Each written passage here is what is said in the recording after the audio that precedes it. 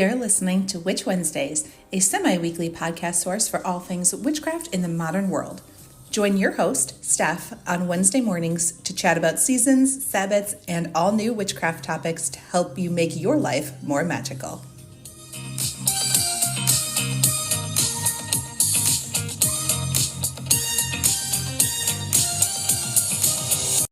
Welcome back to Witch Wednesdays.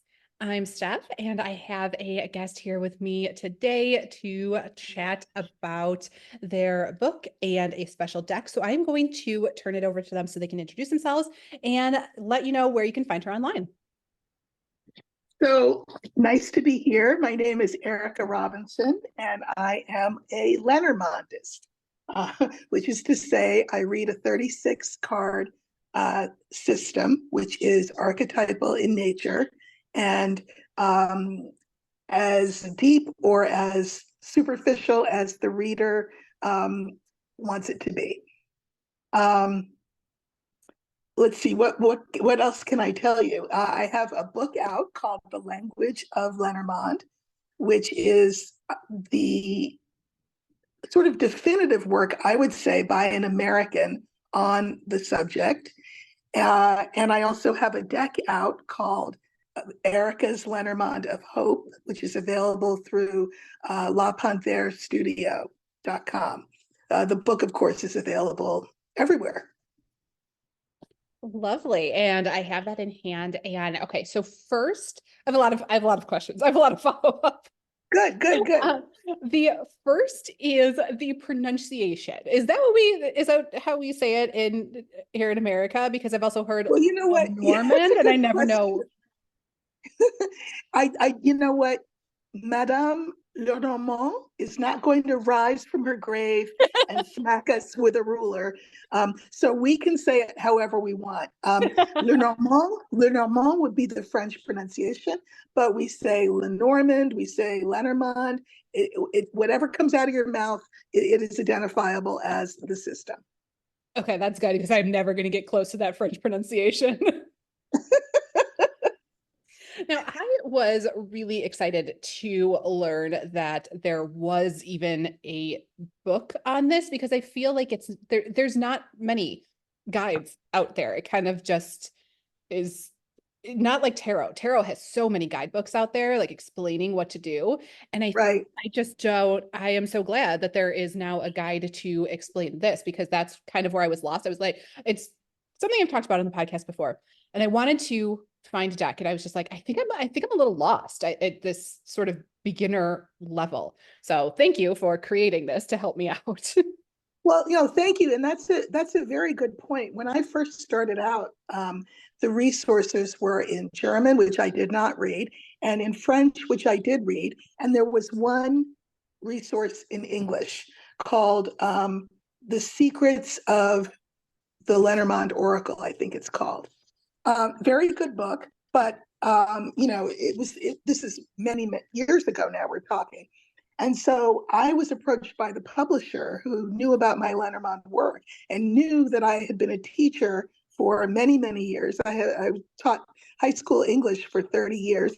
And she said, could you write a book on Lenormand that is equally a primer for people who are just beginning, but is sophisticated enough that someone who's a seasoned reader can be edified about the system.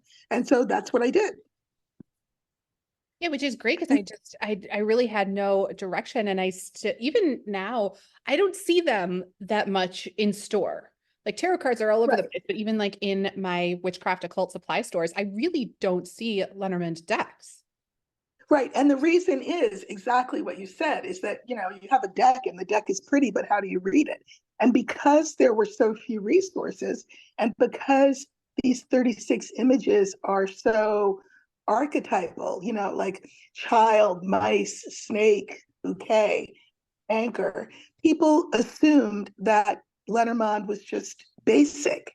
And then when they try to read with it and try to read on more than a basic level, it was frustrating. So hopefully this eliminates all of that. I used an approach that we talk about in the education field, which is scaffolding. So I teach you a little bit, and then I teach you a little bit more, and then you put those two things together and you're like, oh my God, I'm reading. And then with that base, I teach you a little bit more. Everything builds on itself. So by the end of the first chapter, you're actually doing basic readings, and then you move from strength to strength throughout the book. You can read this again like See Spot Run, or you can read it like Shakespeare or Toni Morrison. It's all about how fluent you become with the system. And that really came across when I was reading it, that you were a teacher. I was like, yay, somebody like who knows how to explain information, because not everybody can be a teacher. Sometimes you just know things and you don't know how to present that to Exactly. yourself. So I appreciate the teacher aspect of it. I know that's a tough job. Yes, it was. I loved it, but yeah, it's a tough job. Well, I'd like to go back and chat a little bit about your story of how you got here and even got interested into this field to where you are now, how this all came about. Okay, so about 15 years ago, I was unexpectedly widowed. And it was a big shock, as you can imagine. At the time, I had a 15-year-old daughter, and I was teaching. It happened in October, so it's kind of right in the beginning of the school year. And, you only get, a week off to sort of process this loss, and then you're back in the classroom. And it was very important to me, and I don't know that I would have done this in retrospect, but it was very important to me that I not burden the people around me or my friends, because I'm just going to say it like it is. Nobody likes a widow. And the reason is it's sort of the same way you feel if you see someone missing an arm or a leg. It's jarring because you're supposed to have two arms and two legs. And it's a reminder of your frailty and ultimately your mortality. So being around widows is difficult for people. And I was aware of that. So, I didn't really want to designate any of my friends as that 3 a.m. person that you can call, when you're worried about how are you going to keep the house, and how are you going to handle this teenager, and how are you going to send her to college, and I didn't know there was such a thing as a sewer bill. I thought you just flushed the toilet and that was it. So I'm finding all of these things out as a widow. And I started out with tarot. So I do read tarot and I love tarot. But I was in a car with two friends of mine who were tarot readers. And one of them had a deck in her hand that didn't look like a tarot deck. And I said, what is that? And she says, oh, I have no idea, but I thought that it looked interesting. And I grabbed it, and it was Ciro Marchetti's very first Lenormand. It's called Gilded Reverie Lenormand. It's a beautiful deck. And I was off to the races. Now, again, there were not any resources in English. So, but there were resources in French, so that was good. And there were online groups, because Lenormand is incredibly popular in Europe. And Russia as well, and South America, and Australia as well. So I went into these online groups and learned from them. And then I started to find people in my life to read for. Now, of course, at first, they would run the other way. But then when they realized I was good, I had to run. So, during a break, I'd have to run into the bathroom at school. People would knock on the door and say, are you going to be reading at lunch? Can I get a reading? Can I get a reading? And of course, I read. I did not charge people because I was just learning. And everyone said that I was good. So I thought, okay, but you know what? That's my friends and my colleagues and my family. What if they're just saying that? I need a bigger arena to practice in. So I went back online into forums that are worldwide, and I would just come home from school at 4 o'clock, make myself a cup of coffee, and then open up my computer and open up my reading to anyone who had a question. And I would read late into the night. So I would get questions, let's say, for example, from India. Someone might say this, what does he think about her? And that's it. Now, my ego wants to say, well, who's him and who's her? And what kind of relationship is this? Is this a love thing? Is this father daughter? Is this employee boss? What are we talking about? But my ego was not being asked the question. It's the cards that are being asked the question. So I would ask the cards, get the answer, and then type out a long response. And people went crazy because everything was so accurate, to the point where I would go online and I would say, okay, I'm going to offer 10 readings and 100 requests would come in. Okay, I'm going to do 20, 200 requests were coming in. So I practiced, and I did it because it was fun, A, and B, because I knew I was helping people. Well, and I was also getting a lot of answers to my own questions. Lenormand was that 3 a.m. friend for me. With Lenormand, people will say with tarot, don't ask that same question over and over again. Tarot doesn't like it. Or they'll say, oh, that's not a question for tarot. Well, Lenormand is not so picky. Lenormand, if you ask the same question, you will get the same answer, but in different cards. Like, for example, how if your mother says something to you, you go, yeah, yeah, yeah. But then if your trusted, beloved aunt says the same thing, all of a sudden you're listening. Lenormand is that way. It'll say things a certain way. And if you ask again, it'll tell you the same thing, but with different words, different cards, so that you understand. It's a very patient, kind, and honest friend. And then what I didn't know was that while I was doing this work, I'm reading now for thousands of people, I was being watched. I mean, I didn't know how the internet worked or anything, by the great readers that are out there, Americans and Europeans alike. And then they started to DM me and say, you're doing great work. Keep it up. We love to see we love to see how you're doing this. And it's such a refreshing American take. And that's kind of how I got discovered. And then there was a shop in the next town over from where I lived at the time, which was New Jersey.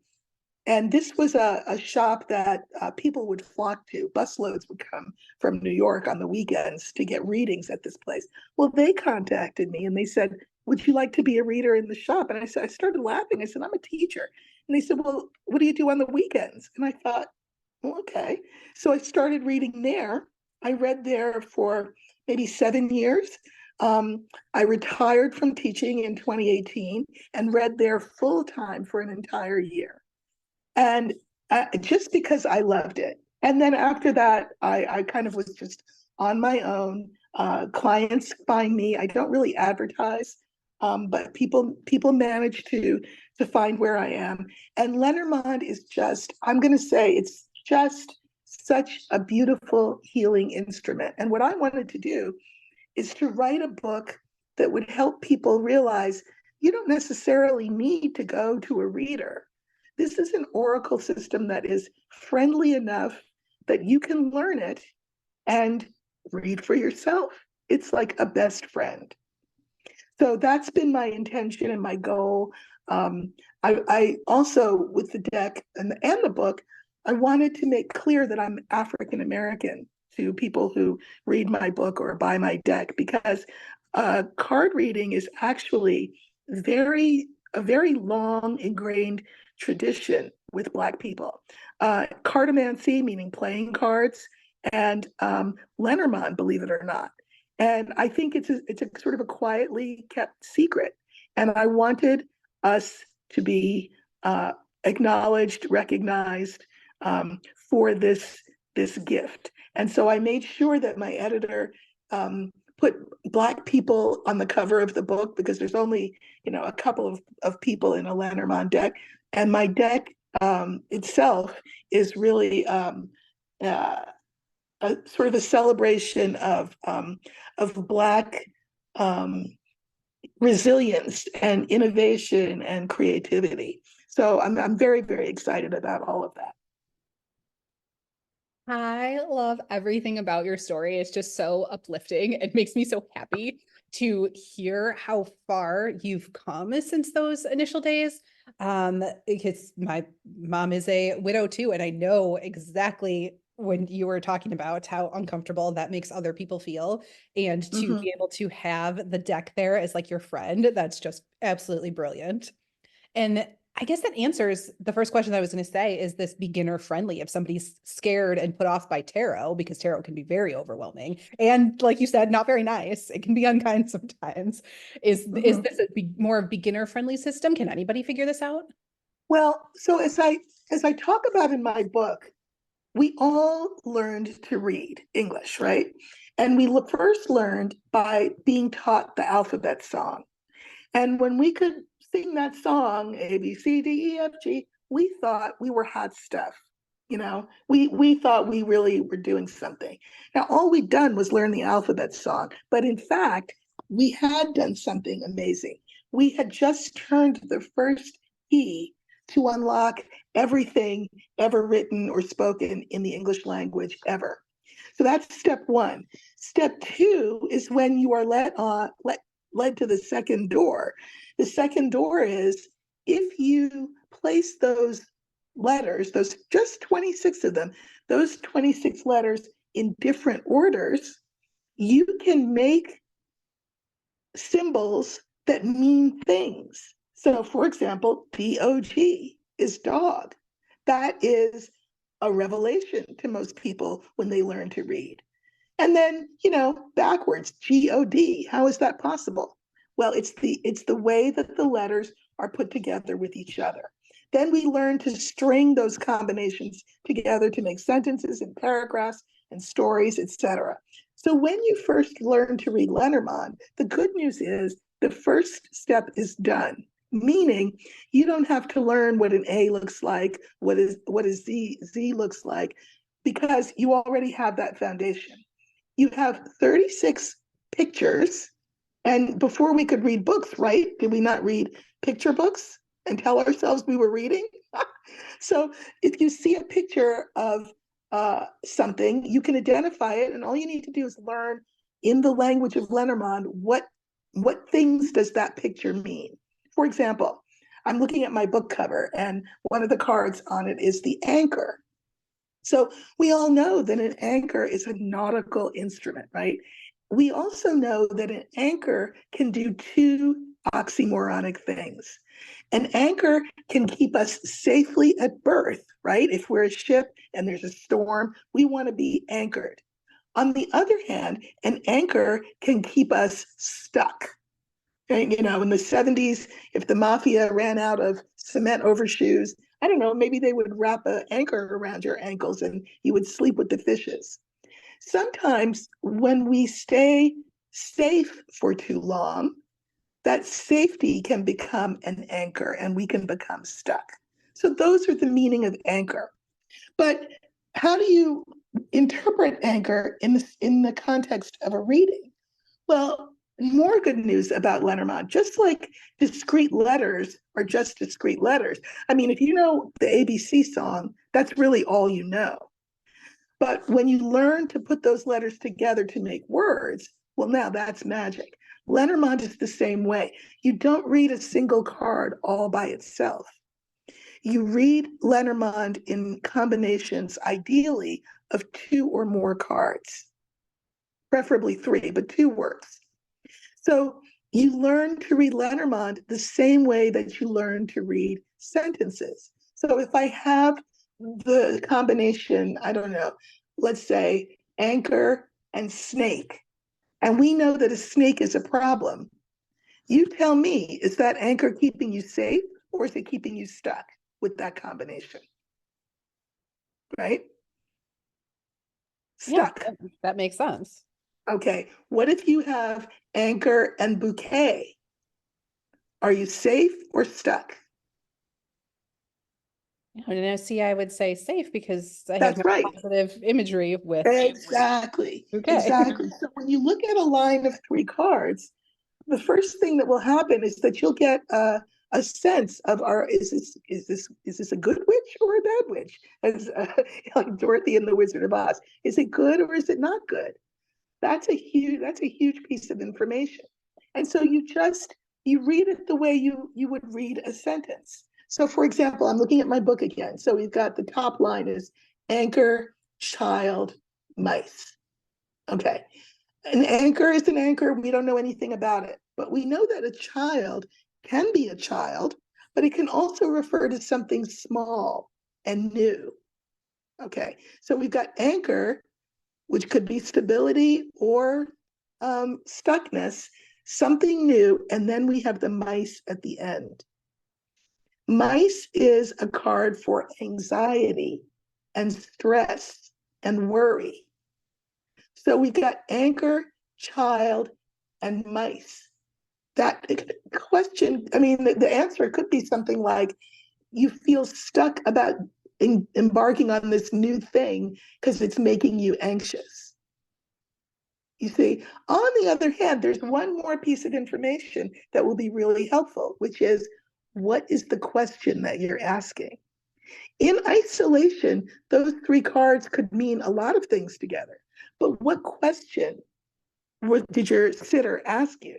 Did they say, listen, I'm starting a new job next week. How is that first week going to go? All right. Now I look at anchor, child, and mice. Anchor, also a meaning for anchor, by the way, is job. It's one of the job cards. So this new job, right, anchor, child, is exciting, but you're going to be a little bit nervous about it. You see that? What if somebody said, let's see, another question that might be asked. I'm feeling stuck. How do I move forward? And we have anchor, child, and mice. Okay, anchor is feeling stuck. Child, try new things, but a little bit at a time.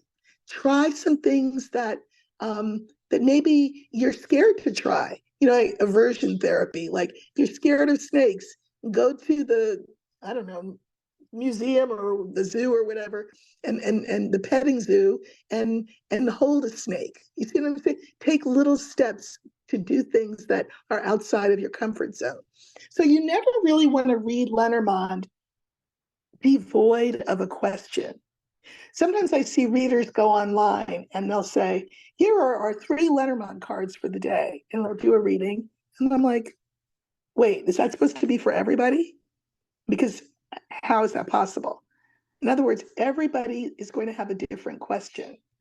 The question will determine what those 3 cards mean. So I really think it's not a very useful, helpful thing to get up there and do those 3 card readings for the collective. I don't think that's helpful. If you're, especially if you're a beginner, come with a question to Lenormand, and Lenormand will give you your answer. That makes sense to me because it's the same thing with the other systems that I am more familiar with and use as well, that I just get better answers and insight if I'm more specific with Right. I'm asking and needing in that situation. So I appreciate that makes sense. And I also just want to let the listeners know that your book is very much set up the way that you just talked and gave those examples. So I want listeners to know that there's like a workbook. There's That's right.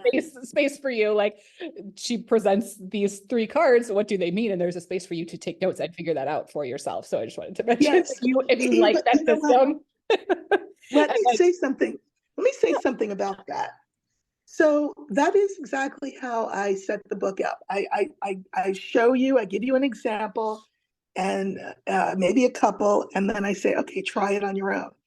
Well, one of the, I've received very, very good feedback on the book, but I think it's important to look at all the feedback that you get, right? And so I've had a couple of people say that they wish that I had given them more examples, more, this means this, and this could mean that, and this could mean the other. The danger with that is that you don't learn the fourth pillar, really, of Lenormand, which is that you have to step out on faith and trust what it is that you're given. So people said, we wanted you to, let's say, ask a question and then give your, pull the cards and then give your interpretation of the cards. And then we would give our interpretation. That's too much handholding. Part of scaffolding, which is that teaching technique I mentioned, is that at first you carry people in your arms, then you hold them by the hand, then you watch them cross the street, then you go about your business because you know that you've taught them how to read the street signs and watch for traffic and walk across the street. There are teachers who don't do that, who will hold your hand the entire time.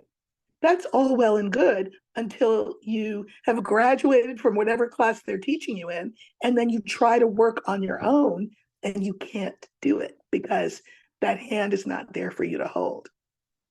So I think it's important that people learn to trust themselves, do readings for lots and lots of people, and risk being wrong. Because if you risk being wrong, you can learn what it feels like when you're correct. When I read for those worldwide forums, I give that example about that. How does he feel about her? I had to step out on faith that what I was being given was what the sitter needed to hear. If I had second guessed myself or said, "Oh, this is ridiculous. How do I answer this question? Is this her boss? Is this her brother? Is this her? What are we talking about?" Then I would have constricted the flow of information from the universe to the cards to my mouth. Does that make sense? It definitely makes sense, but I also feel like maybe that's going to be the hardest part for people because we inherently don't like to be wrong. Well, We're really uncomfortable with being wrong. Then people have to get over that. Yeah. I mean, really, truly, because, and again, I read it differently from a lot of European readers. So, for example, you will hear widely said in Europe that you do not need intuition in order to read Lenormand. That's true if you're going to read it on a very basic C-spot run level. If you wanted to sort of, I don't know, help you find your keys or figure out whether the party that you're planning that weekend the weather will be good so you can have it outside. You don't necessarily need to have use intuition in order to have Lenormand answer those questions for you. But what about if a question is something like, what is my life purpose in this moment? Or it's a health question, or I mean, there are questions that people will say, Europeans think that Lenormand cannot answer those questions, that those are tarot questions. I beg to differ. And the beautiful thing is, the Europeans love my work because I've showed them a depth that this system, which is European, can be taken to that they never actually realized was there. And it's that fourth pillar. It's just activating your intuition, allowing your intuition to be your partner in the reading of these cards. I think that's a really interesting, beautiful way to look at it, because then when you're investing your time and money and energy into learning the system and making it work for you, to know that there is such that depth of information that you can get from it, rather than just, oh, these are some pretty cards and I'm going to pull one a day and shape my day with it, that you can get all of these other answers instead. It's good to know that, that you're working towards something bigger. Yes, I mean, again, and you can try those little simple things just to sort of build your muscles. Where did I leave my keys? But you can then move from that to anything, because look, 26 letters in the English alphabet can tell us anything, can they not? Well, here we have a whole 10 more than that. We have 36 images that that will show us anything at all that we need to know. Okay, I do think beginners are going to have more success than they think because it already the images, especially yours, I have to say I really like your deck. It's just so like straightforward and simple, and you're not distracted by all kinds of like background information. It's just the image there in front of you. And we already have so many associations. Like for some of them, I didn't even need to read the descriptions because I was like, I know what this card means just looking at the picture. And then I checked it and I'm like, yep, exactly. I got it. Right. That's because they're archetypal. They're things that we can all recognize. Now I will say that when you're looking at a Lenormand deck, one of the things that Lenormand purists look for is clarity. So for example, if you have a card and in the card is a ship and the ship is sailing on the sea in the background, and in the foreground there are clouds and the sun and maybe a tree. Well, okay, that's very confusing because all of those things are Lenormand symbols. So which one is this card? So in a Lenormand card, you want the symbol to be front and center. You don't want any confusion there at all. So Yeah, I love can that. you just, and again, because these are archetypal images, like again, we all know what a bouquet is, right? I mean, we all know what a snake is. I mean, we're human beings. Human beings have sort of a natural aversion to snakes. The Bible will try to explain it by saying, well, the snake tempted Eve to eat the apple, and then Eve tempted Adam, and now we have, original sin. I mean, that would be the biblical explanation. But and what is it explaining? It's explained why we feel kind of squeamish when there's something long and slithery, in the road, right? So, um, so there are you should have a, some sort of reaction, visceral or otherwise, to all 36 of these cards. And that immediately makes it easier than looking, let's say, at a tarot card where there's all that symbology and symbolism and it's religious and it's mythological and there's just so much there, numerological. There's so much there. Lenormand is much simpler. The danger, though, is saying, oh, well, my God, this is just a picture of a thing on a card. So, I can read this. And then you try to read Lenormand and you can't. One of the things that I say is that tarot people need to take their tarot bag of tricks and put it outside the door. It will be there when you come back.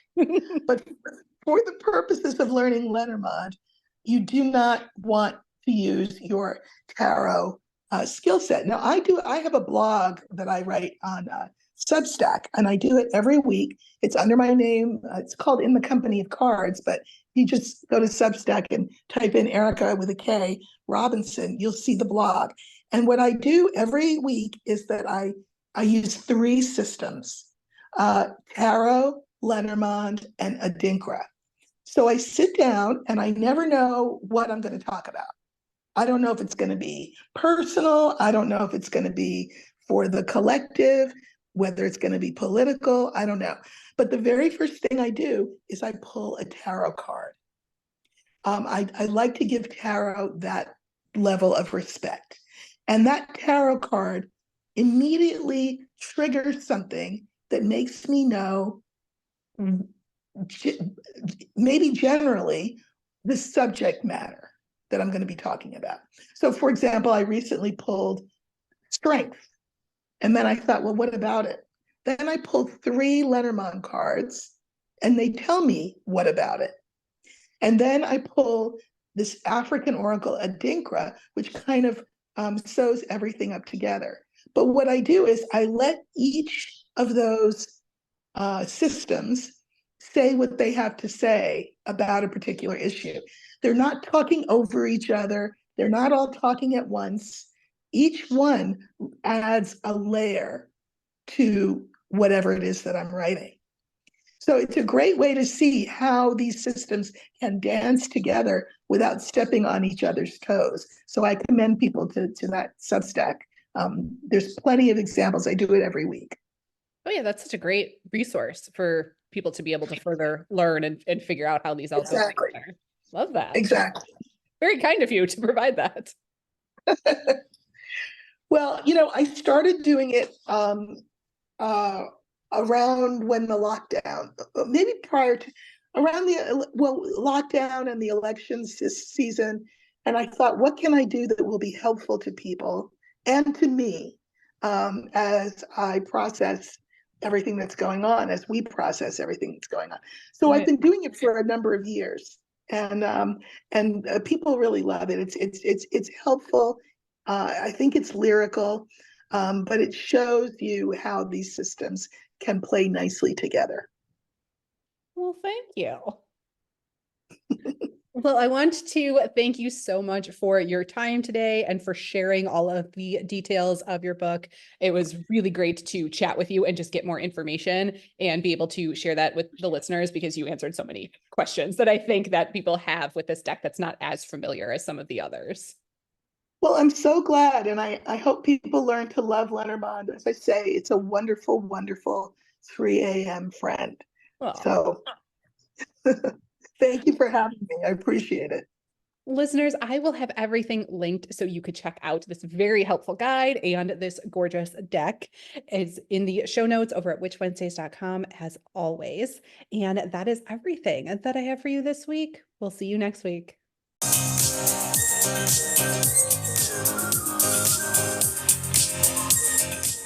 Need even more witchcraft in your life?